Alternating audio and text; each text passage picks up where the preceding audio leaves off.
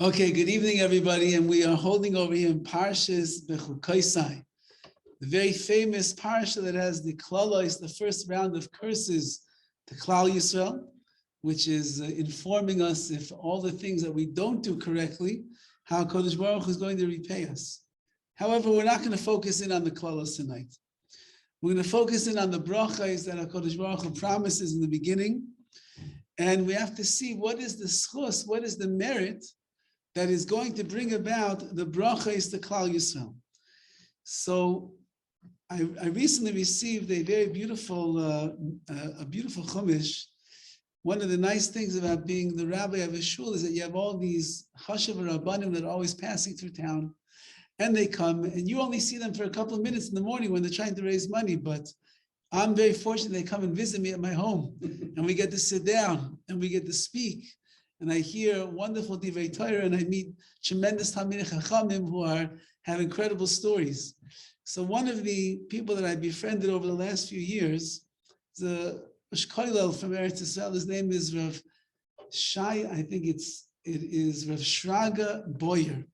He is a Ger Chassid, and he's tremendous Talmidei Chacham. He's involved in Nister Kabbalah.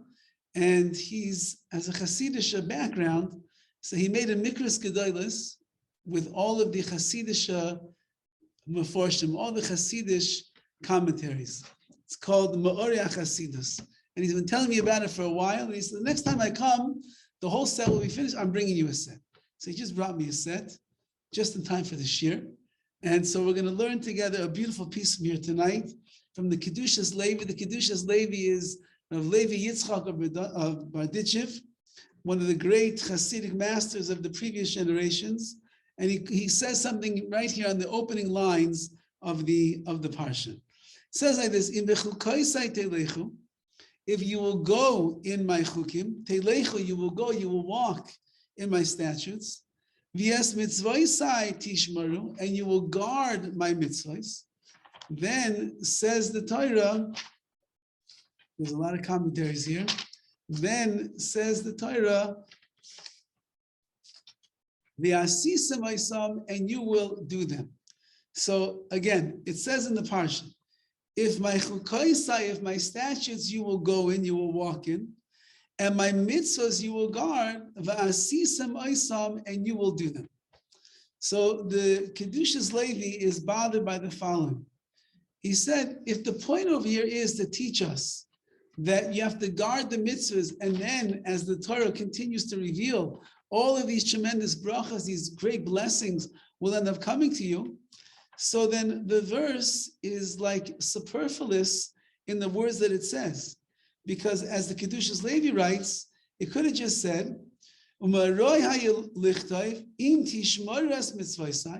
if you will guard my mitzvahs, then I'm going to give you, rain's going to fall out of the sky, the produce is going to grow, your enemies will stay away from you, your life is going to be a life of tremendous blessing.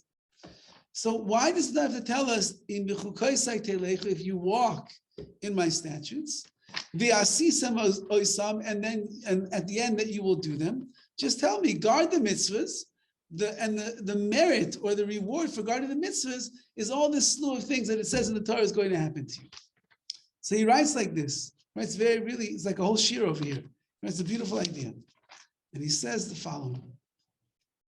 Hanira bazeh, it seems to be, the Gemara in Kedushin tells us the following. Machshava toiva, if a person has a good thought, and that thought means that a person has a thought to do a mitzvah, HaKadosh Baruch Hu mitzaref l'maisa. Hashem will combine the machshava, the thought that you have, and he will look at it as if the action itself that you had in mind to do was completed and done. That means, what a person thinks to do, and they accept upon themselves in their mind, I'm going to do this, I'm going to do that mitzvah. So, a mitzvah, whatever mitzvah that they want to do, Hashem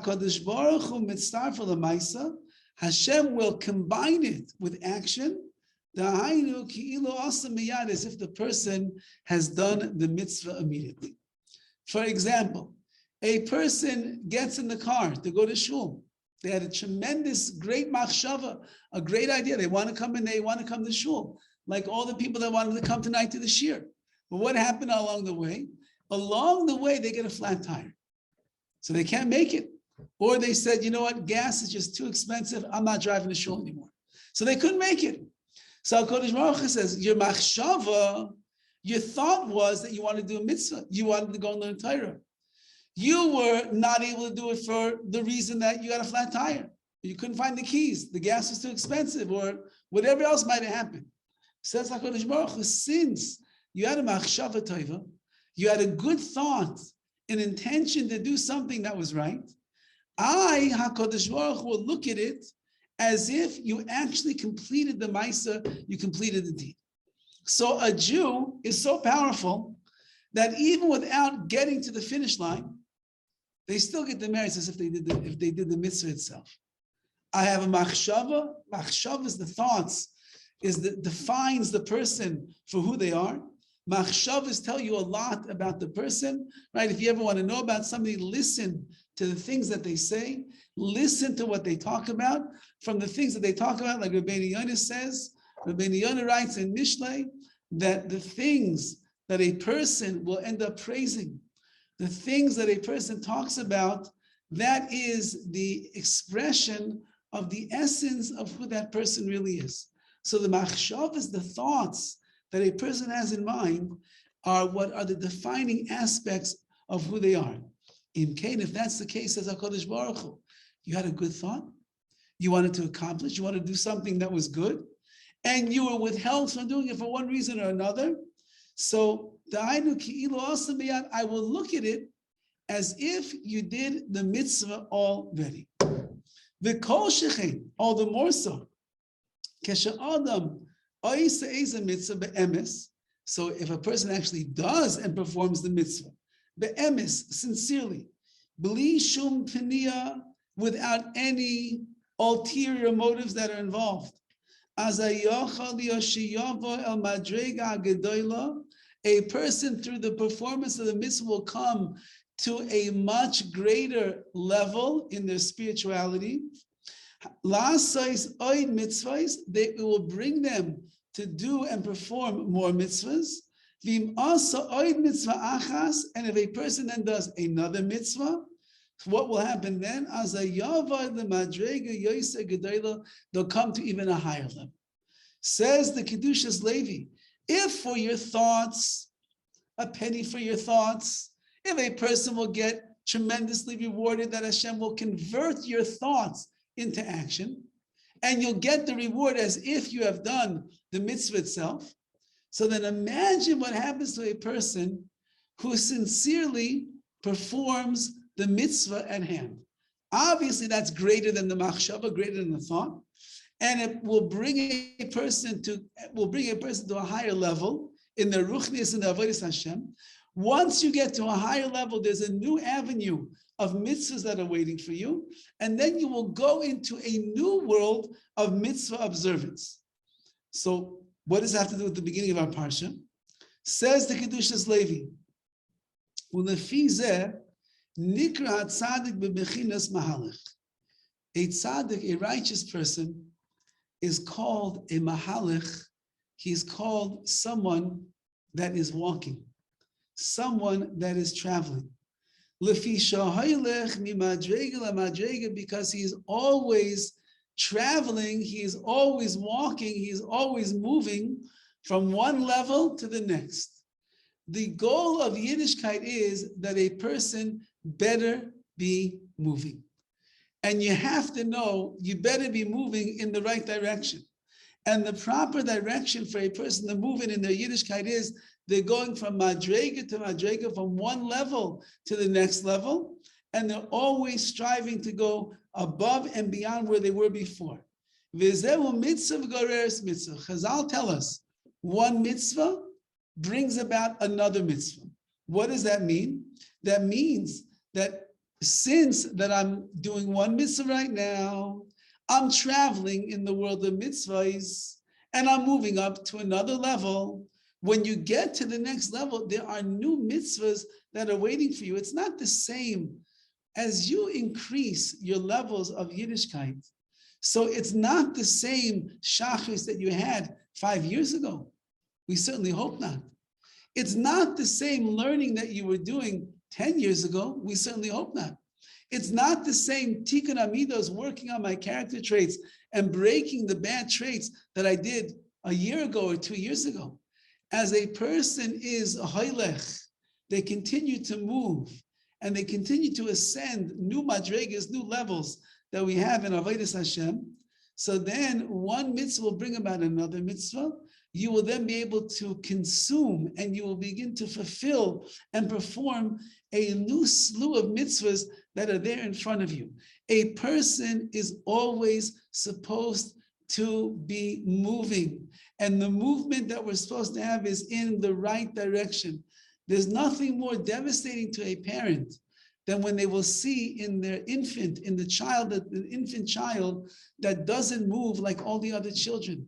If a parent will see that the child isn't moving, doesn't grow the same way, doesn't advance in certain regular infantile things like the sitting up or the moving the neck or making noises, then they know that unfortunately there's something that is not right with this particular child because he's not moving, he's not growing. A Jew who goes through life and doesn't grow and doesn't move and is not a mahalach, is not moving in that right direction, there is something wrong with that Jew. Because a Jew is known as a mahalach. They are known as people that are moving. Angels, malachim, they are known as aimdim. They are standing in place where they are. An angel does not grow. An angel does not reach a new madrega, a new level than what it was on. A malach is created by HaKadosh Baruch Hu to do its mission, to fulfill its task. That's all that it's here to do. And therefore, there is no growth. It can't go to another level because the next level, there's a different angel that's there already to do its own bidding. As we know, Chazal tell us that one malach, one angel, cannot do two different shlichus, cannot do two different missions. Each angel is given its own mission, and that's all that it does. A Jew is not like that. A Jew has a big mission, a big job, a very big task that we have to fulfill in this world. And the goal is to continue moving from one madrega, from one level to the next one, to the next one, the next one. Every one that you go into, you then will overcome and you will grasp something that you didn't grasp before. And there will be a new mitzvah that is going to be in your hands. That's mitzvah, gereres mitzvah. The al pizeh, and according to this, we can explain something that our sages say in the Gemara. The Gemara says famous words, Tana de Be Eliyahu. It was learned in the yeshiva of Eliyahu Navi. Eliyahu Navi has a yeshiva. And this is what they say in the academy in the yeshiva of Eliyahu Navi. Kol hashayna halachos b'chol yom. Anyone who learns halachos, who learns laws every day, he's guaranteed that he will have a portion in the world to come. So what is that? You learn, and they learn from it, if you learn 2 halachas a day, 2 laws a day, you will be guaranteed a place in the world to come. Doesn't say that if you daven 3 times a day, doesn't say that if you're learning Torah all day long. If you learn 2 halachas a day, guaranteed yourself a place in the world to come. What is the magic of kol hashayna halachas? Anyone who learns halachas every single day, they're going to be assured a place in the world to come. Perish, it means like this. Zekoi al tzadik. It's referring to a righteous person. Now listen to the language of Hebrew carefully over here. Koil, anyone, hashayne, who learns, halachas, who learns laws. Dahainu, what does that mean? Sheyishane b'chol yom. The word shayne, which means to learn, is the same root as the word yishane, which means to change.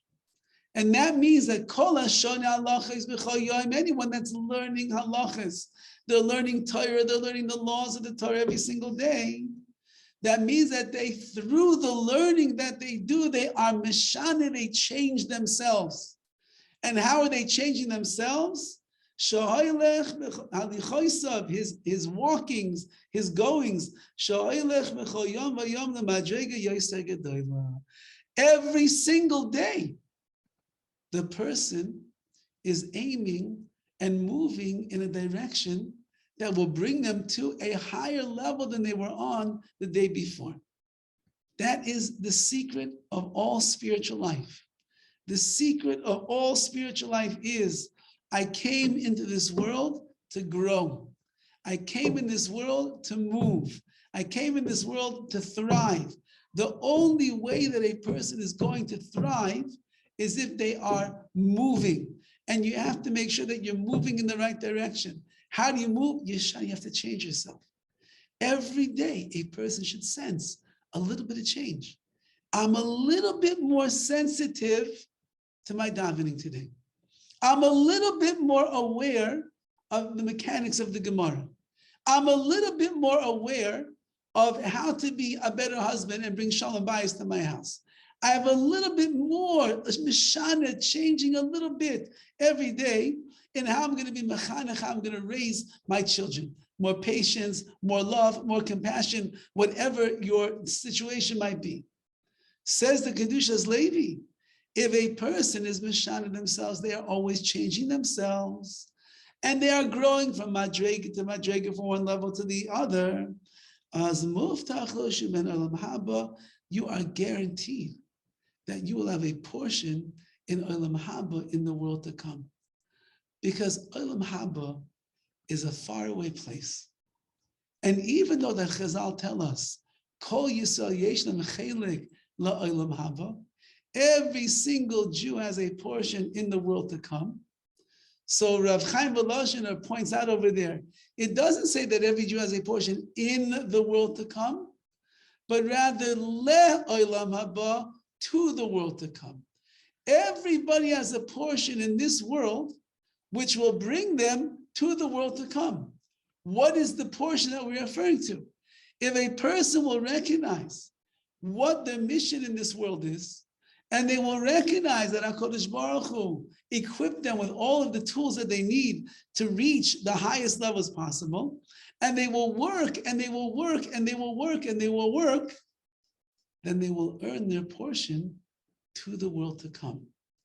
But if you're not moving, and you're not working, and you're not making effort, and you're not trying, and there's no pushing in that upward momentum over there, so then a person is not going to be guaranteed a place in the lofty world to come that we are describing over here. Fine, all nice, but the Kedushas Levi still has not told us what does it have to do with the Parsha. Remember, the Kedushas Levi said that if you look at the first line in the Parsha, there's a lot of extra words. It could have just said, Im Tishmu, es mitzvahs, you will guard my mitzvahs. So then I'm going to give you all the brachas that come afterwards. So this is what he says.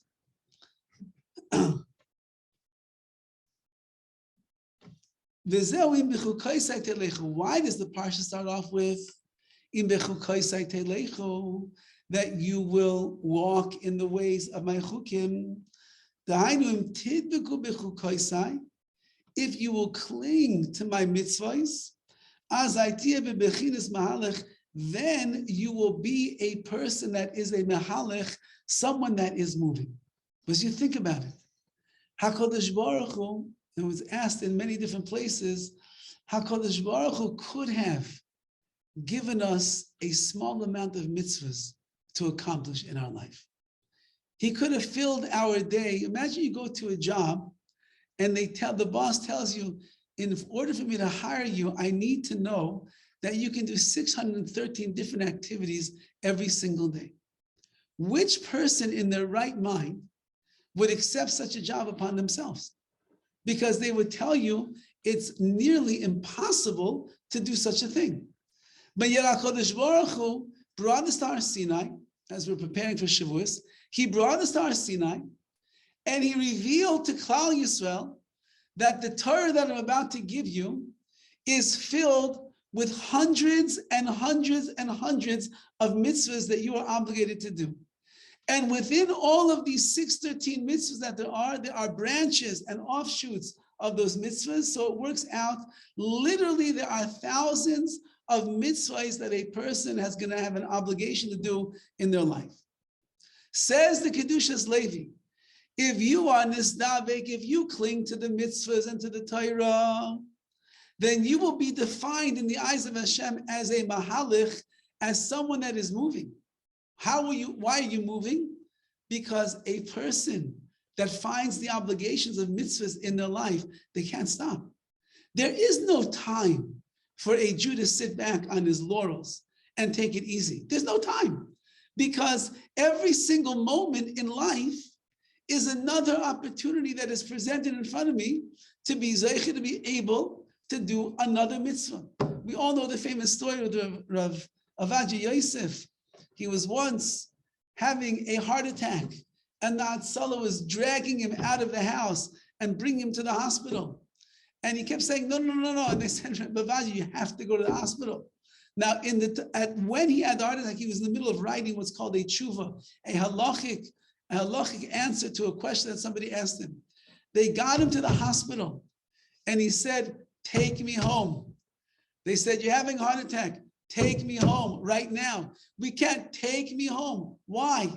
He said, I was in the middle of writing a very important response to a woman who was going to become an aguna. She was going to become a woman that would never be able to get married again. And if I don't finish that tshuva, if I don't finish that response, she'll never be able to get married. Take me home before you deal with my heart. And so they put Rav Avadia back in the ambulance, and they drove him back to his house. And he took the tshuva and he finished writing, and then he said, okay, take care of my heart right now. A Jew is a mahalech. They are always moving, they're always going in a direction that is going to be the direction that will allow them to grow. Where do we get it from? There are 613 mitzvahs plus all the nuances and the details and the derabanan and everything that's in there, which means that a person can literally be involved in Torah and mitzvahs all day long. Okay, you have to work, fine. You have to eat, fine. You have to sleep, fine. You have to do your bodily functions, fine. All that's true. But a person who examines their day and looks through everything properly, they will see that they have the opportunity to be involved in mitzvahs kol hayoim. Now, Chaim Kanievsky, who was the master of finishing Kol HaTorah Kula every single year. You think it's easy to get to such a level? You start off with a little bit, and then you start off, you're getting further and further and further, and then you realize you finish Shas for the first time. Now there's a machlekes in the stories. Did he finish Shas for the first time at his bar mitzvah, or did he finish it when he was 17 years old? Either way, they're not telling stories about us like that, okay? 17 or 13 years old. So he finished when he was 13. Let's say he finished when he was 17 years old. That's the first time that he finished Shas. That's only one Shas. That's only Bavli. Then he decides, you know what, let me embark on Yerushalmi, the Jerusalem Talmud. Then when he's 20 years old, he finishes that for the first time. It seems like from his writings, possibly even earlier than that. And then he says, you know what, there's Bavli, Yerushalmi, Sifri, Sifra, there's Midrashim, there's Tanakh, all of Nach, there's Rambam, there's Shulchan Aruch, there's Mishnah Brewer, there is Zohar. Says Rav Chaim Kanievsky, let me just try. And every day, he conquered more and more and more and more and more until he got to the point, I don't know how many of the last decades it has been, that Rav Chaim Kanievsky every single year was finishing Kol HaTorah. It doesn't come overnight, but it comes if you're a mahalech. If you're a mahalech, if you are moving and you are growing, and every day you look at it as an opportunity to acquire more in my life, so then the muftach, you're guaranteed you have a place in the world to come because you are growing in that direction. If you will cling to my mitzvahs, says HaKadosh Baruch Hu, Telechu, you'll be a mahalech. That's the word. Telechu, it's from the language of hoilech, of going. which means through the mitzvahs that I've given you, every day, so many. Wake up in the morning, wash Negovasser. You start off first thing in the morning, you open your eyes. The first was out of your mouth, got a mitzvah. You're already moving in the right direction. Wash your hands, moving in the right direction. Get dressed in the right way. You know that there's halachas how to get dressed. There are halachas how to get dressed. Top goes on first, right, then the left, then the bottom, right, then the left, then your shoes, right, left, tie the left, tie the left. There's halachas to everything. So you're already, from the moment that you woke up until you just get downstairs or out the door, whatever it is, 15 minutes, 20 minutes, half an hour, how many mitzvahs you were makayim already in the beginning of the day. Not to mention, you come to shul, you put on your talis first, and you have to put on your tefillin, and you have to know the arm goes on, and then that, and then the davening, and then the brachas, and everything that's there. Imagine a person comes on time, how much more they could say. And then they go through and they learn it. The whole day is a person being a mahalach. They are walking in the right direction. On this, that Rav Chaim Kanievsky wanted to conquer Kol Torah Kula in the early years. He said that there was once a day that he really was not feeling well. And like, I don't know, high fever, very schwach, very weak. He was not feeling well. And he said to himself, listen, I'm not feeling well today. If I learn my regular daily quota, his choivos as he would call them, so I don't have the energy, my mind is not as focused, the learning is not going to be so great. So maybe I should just wait till tomorrow. I'll feel better tomorrow. And tomorrow when I'm feeling better, I'll learn 2 days in 1 day. I'll skip out today, tomorrow I'll learn double. And he said to himself, wait a second, if I do that, what happens if I'm not feeling well tomorrow? Then tomorrow say, you know what? I need another day to recover and recuperate. So let me just spend tomorrow resting. And the next day then, I'll do 3 days in 1 day. So he said to himself, you know what? Maybe I don't feel so well. Maybe I have a fever. Maybe I don't have the same energy and stamina I usually have, but I can't miss a single day. And so he sat down and he learned his 4 hours, whatever it was, Kol Torah Kula on that day. And even though he would probably tell you that it wasn't with the same mind and the same stamina, which anybody who watched him probably saw that it was the same way, but he conquered, and as a result, he grew. You know how many people, I don't want to make anybody feel bad, but you know how many people over the generations and the centuries start Daf Yomi and never finish Daf Yomi? Everyone's right now, Yavamas, you're holding on by a thread. You're holding on by a Zika thread over here in Yavamas. Don't let go. Because I remember when I did the first cycle, I put it in my head that if I will miss 1 day, I'm gone. I know myself. If I will miss 1 daf on the day that I'm supposed to learn it, I know myself, I'll miss 1 day, I'll miss 2 days, I'll miss 3 days, next thing I'll be finished. And at some days, that's the beauty of giving daf yomi shir. Got the daf in by 9 o'clock. Wow, that's great. But on those days that I was learning by myself, there were literally mornings at 3 o'clock in the morning. I had not yet learned the daf, and I said, I just cannot go to sleep right now because if I do, it's gone. Daf yomi is over. A person has to be a mahalach. They have to be moving. Whatever your choice of learning is, just learn it daily. Every day there's got to be that learning. Every day there's got to be that davening. Every day there has to be that mitzvah that you connect with. Chesed.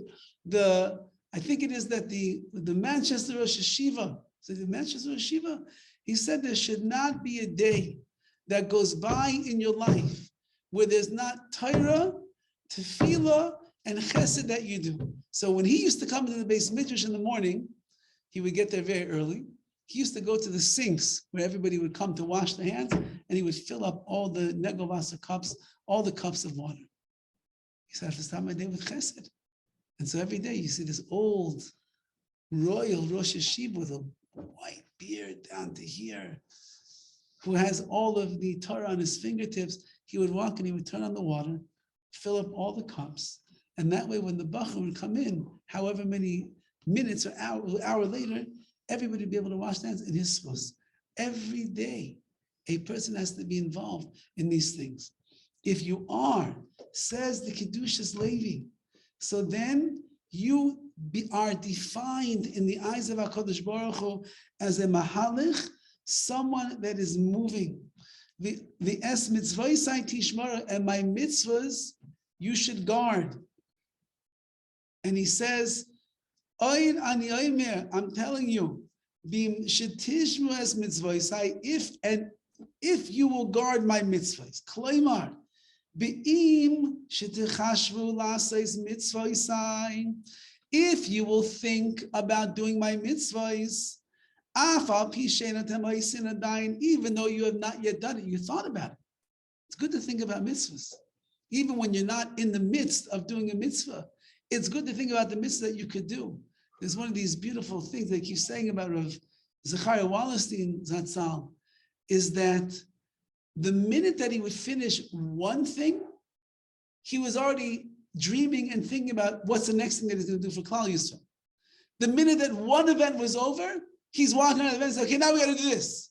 And when he was that way, okay, now we have to do this. His mind was always thinking about what could I possibly do to make Klal Yisrael a better nation. Says the Kedushas Levi. That's what Chazal are telling us. Think about mitzvahs. Think about the mitzvahs you want to do. Think about maybe the ones that are beyond you right now. That means even if, let's say, for example, a person, there's a mitzvah that has always been in his mind, he wants to accomplish, but it's beyond right now. You just cannot get there. You're not on that level. You're not there in that place. You're not, whatever the reason is. Think about it. Think about doing the mitzvah. Like I think about the camping trip this year, and I hope that HaKadosh Baruch Hu will combine my thoughts to the mice itself. Maybe I won't have to sleep in a sleeping bag in a tent. I don't know. But it says the Kedushas Levi, if you think about mitzvahs, if you think about a mitzvah, HaKadosh Baruch Hu says, I'm giving you the reward as if you did the mitzvah. If your mind is absorbed in the world of mitzvah performance, that's what you think about. That's what you want to do. That's what's on your mind. That's what occupies you when you're driving down the street. You're thinking about which mitzvah you could do later today, even if you never get there. Because Baruch Hu says, I see what kind of person you are. You're a mitzvah boy. You're a mitzvah girl. That's what you like to do. I'm giving you the reward as if you've done the mitzvahs.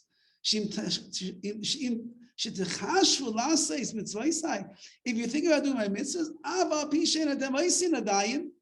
even if you do not yet do them, I will look at it as if you've done them. Perush,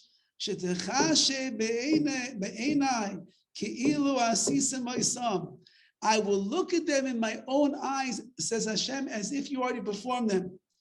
Why? Like we said, a person has a good thought in their head. HaKadosh Baruch Hu mitzvah l'maisa. HaKadosh Baruch Hu combines them to the action itself.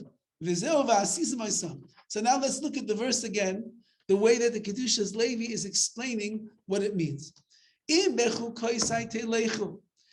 you're a person that is clinging to the mitzvahs, and clinging to the mitzvahs means you're involved constantly in your life in doing more and more mitzvahs, so then you are telechu, you are going, you are in the category of a mahalich, someone that is moving, and you're moving from madrega to madrega, from one mitzvah, from one level to another, and you're getting closer and closer to HaKadosh Baruch Hu. V'yes mitzvosai tishmaru, and if the mitzvahs you will guard, says the Kedushas Levi, what does it mean that you will guard the mitzvahs? It means you have the intention to keep all of the mitzvahs that you possibly can. And therefore, if you're in thoughts and your mind is in that direction that I want to do this mitzvah, I'd like to be involved in that mitzvah, I'd like to help out with this project, whatever it might be, so then that's the end of the pasuk is, V'asisa ma'isam, even if you did not yet do the mitzvah, HaKadosh Baruch Hu will give you the merit and the reward as if you've done the mitzvah, which is a tremendous hope for every single person. You're not going to fulfill all 613 mitzvahs in your life. You can't, because there are some mitzvahs that belong to the Kohanim, some that belong in Eretz Yisrael, some that belong in certain people. Hopefully no one's ever going to do chalitza, right? Because there are some mitzvahs you cannot do. But if you study the mitzvah, if you learn about the mitzvah, if you wish that you could do the mitzvah, So then HaKadosh Baruch Hu will make it as if you have done the mitzvah, as if you performed it. That means I'm here in Bechukosai Telechu. I'm in the world of dveikis, of closeness to the mitzvahs, and therefore I'm going from one level to the other because my whole day is filled up with them. And whatever I cannot do, if I'm thinking about them, I'm getting the reward for all those mitzvahs as well. I remember several years ago when there was the massacre in Harnof.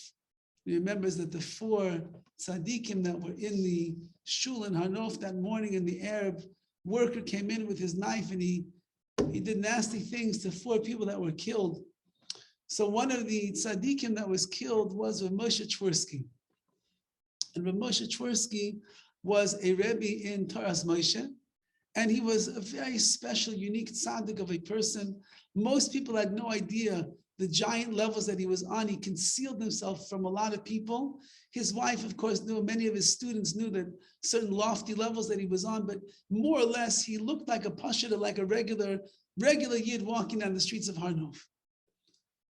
So at the Shiva house, they mentioned several times, as if you remember, Chili Birnbaum he was a Talmud, he was a student, and he was there at the time in Eretz Yisrael, and he went to the Shiva house a couple times, and he called me after one of the times because he wanted me to hear what was going on over there. And he told me that they had mentioned that their father, who had passed away, Rabbi Twersky, one of the mitzvahs that, whatever the reason was, that he was intrigued by, was a person that would die al pi kiddush Hashem. A person that would die for the sake of Hashem was a mitzvah that intrigued him very, very much. And he spoke about it, and it happens to be apparently like one of the last shmuzim that he had in yeshiva that he spoke to them about was what a schus it is for a Jew to be able to die al pi kiddush Hashem. And they found in one of his svarim that on the shelf that was there, they opened it up, and the marking place in the book was right about this mitzvah over here. So he had this unusual curiosity about the mitzvah of dying al pi kiddush Hashem. And when he died, it wasn't just kiddush Hashem. As they were quoting from different chazal that says that the greatest kiddush Hashem is if a person dies because they are a Jew. That's kiddush, that's dying al pi kiddush Hashem. You get killed, you die because you are a Jew. The Holocaust was filled with stories. They died, everyone, that's why everybody that died in the Holocaust, straight to Gan Eden. Because they all were killed because they're Jewish. Therefore, there's no greater sanctification of Hashem's name in those areas. But he didn't just die because he was a Jew. He was a Jew that was wrapped in talis and tefillin. And he was a Jew that was wrapped in talis and tefillin. And he was in the middle of davening Shmoneh Esrei. So at the height of the beginning of the day, which he'd already woken up and he'd gone to the mikveh that morning, and then he came to daven, and his mind was clear. Who knows if he even spoke to anybody in the morning, and he went and he davened HaKadosh Baruch Hu. In the midst of one of his brachas of Shmoneh Esrei, his life was taken. So if a person desires, again, whatever his reasons were in his tzidkus, in his righteousness, that's the mitzvah that was intriguing them. But whatever your desire is in mitzvahs, HaKadosh Baruch Hu will help you find a way to be able to fulfill the mitzvahs in the right way. If you never get there in the physical world, at least as HaKadosh Baruch Hu, you have it in your mind, I'll give it to you. Why do we learn about korbanos? Why do we say korbanos? Some people say korbanos every single morning by mincha. Why? Because if you learn about them and you say the words and you think about what a korban is, HaKadosh Baruch Hu, ilu, it's as if shikar of korban, that you brought a korban on the mizbeach. So every person has the ability in their day-to-day to be able to be nistamik, to cling to the mitzvahs, and you'll do whatever it is that you possibly can. And we have to push ourselves, and in that way, you're mahalach, you're going from one madrega to another, from one level to another. And remember, every new level that you reach opens up a new world of mitzvahs for you. Think about some of you from the beginning days to where you're holding right now. You know that in the beginning days, it was hard not to tear the toilet paper on Shabbos. in the early days, it was hard to say, okay, in the house I'm kosher, but outside the house, okay, we'll just get salad or fish, or slip in a little meat when your wife's not looking. That's the early days. But you have grown from madrega to madrega, from one level to the next level. Those aren't your mitzvahs anymore. It's not a challenge to keep Shabbos. It's not a challenge not to eat tray food. It's not a challenge to wake up in the morning and put on your talis and daven together with us. It's not a challenge. You advanced, you graduated from that level. So in your world of madregas, of levels, there's new mitzvahs, there's new ideas, there's new things that you can possibly do. That's a sign of a healthy Jew. The sign of a healthy Jew is someone that's growing. They're moving, they're going up and up and up and up and up. Yeah, we fall sometimes.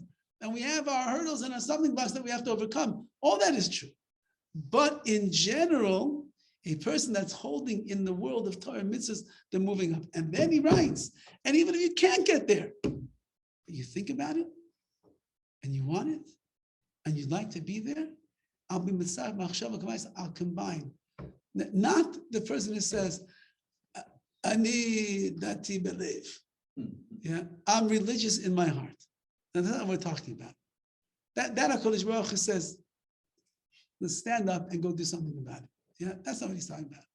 He's talking about a person that is a religious person and is always dreaming and thinking of the other mitzvahs they can do, and therefore they will move themselves into the right direction.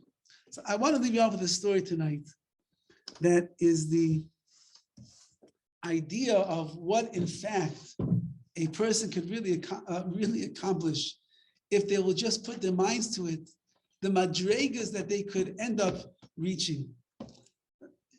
Just right before COVID, in January of 2019, that's COVID, yeah?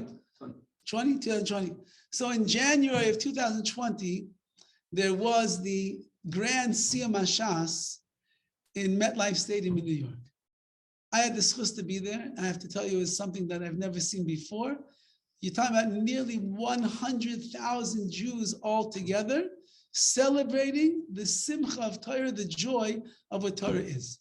And that's the truth of the matter is that siyum is why we have a Daf Yomi shir, because I was ready not to learn I was ready not to learn Daf Yomi a second time around.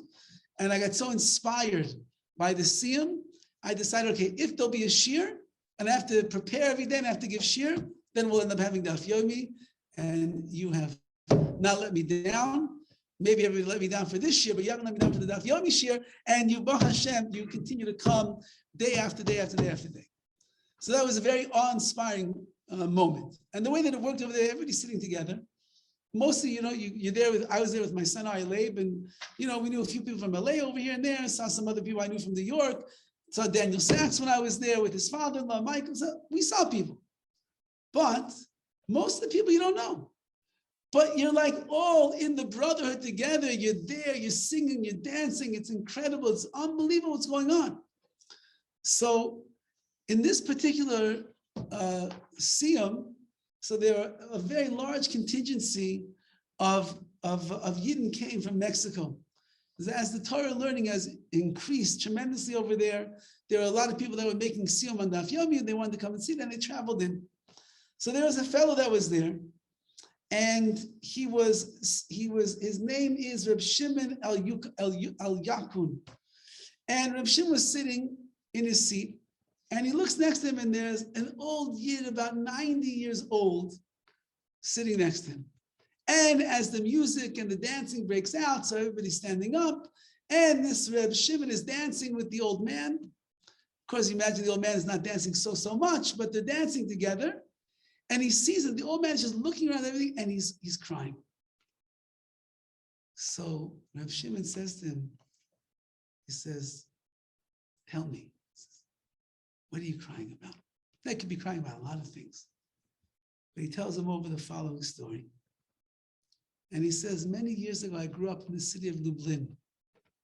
Lublin was the hometown of Rav Meir Lublin, who was the great Rav of yeshivas, of the yeshiva in Lublin, Chachmei Lublin, but he was also the originator and the founder of Daf Yomi.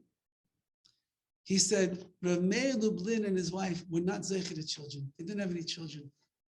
And one year on Simchas Torah, in his great joy, as he was dancing with everything, as a little boy, he said, Rav Meir Lublin picked me up and he put me on his shoulders and he was dancing all around me. You don't understand the thrill that it was to be on the shoulders of Rav Meir Lublin. And he said, Rav Meir was in a tremendous, tremendous moment of joy. And I'm on his shoulders, I'm holding on to his hands. And he looks up at me and he gives me a bracha and he says, one day you will finish Shas. I was a little kid. I knew that he gave me a bracha. I didn't understand the extent or the power of that bracha, but I answered Amen. And then, Makor HaChaim, things started moving along. I got a little bit older. I went to yeshiva. I started learning Gemara. I got the geschmack, the excitement out of Gemara, and everything was going great until World War II rolled around. And he said, World War II came, the Nazis, they came in, and he said, I lost everything in that war, my family, my parents, siblings, everything. I lost it all. And I went through all of the levels of Gehenna. You can't even imagine what I experienced. He said, at one point, he said, I was trapped in a pit with 4 other Yidden. There were like 5 of us all together. And the Nazis were coming with their guns. And they were going to kill every one of us that was in the pit. And he said, at that moment that I saw the Nazis coming, when I realized what's going on, I cried out, Rav Meir promised me that I would learn Shas. I have to stay alive so I can learn Shas. And he said, somehow by a miracle, when the Nazis shot, they shot 2 on this side and 2 on that side. They missed me. And I survived. So the war was over. I made my way to America. When I came to America, unfortunately, the pervasiveness of the gashmias, of the pleasures of this world were very strong. And slowly but surely, I began shedding off my Yiddishkeit. Eventually, I got married to a Jewish girl, not religious. I wasn't religious myself either at the time. We had children, we raised a family, we were living a very good life. He said, one night, I had a very startling dream. And in my dream, I see Rav Meir of Lublin standing there. I recognized him immediately, and I was wondering to myself, what's he coming to say to me? What does he want? And I listened to his tone of voice, and I see that he's very upset. And he says to me, you're only alive because you pledged to learn all of Shas. And I was up here in Shemaim and I was advocating on your behalf that you should live. He says, now get out of bed and go learn. I woke up from my dream and I couldn't go back to sleep. It was like Rav Meir Shapiro of Lublin was standing right there. And he said, I began to think about my life. I thought about the time that I was a little kid riding on the shoulders of Rav Meir Shapiro, and he said to me that you gave me a bracha to learn all of Shas.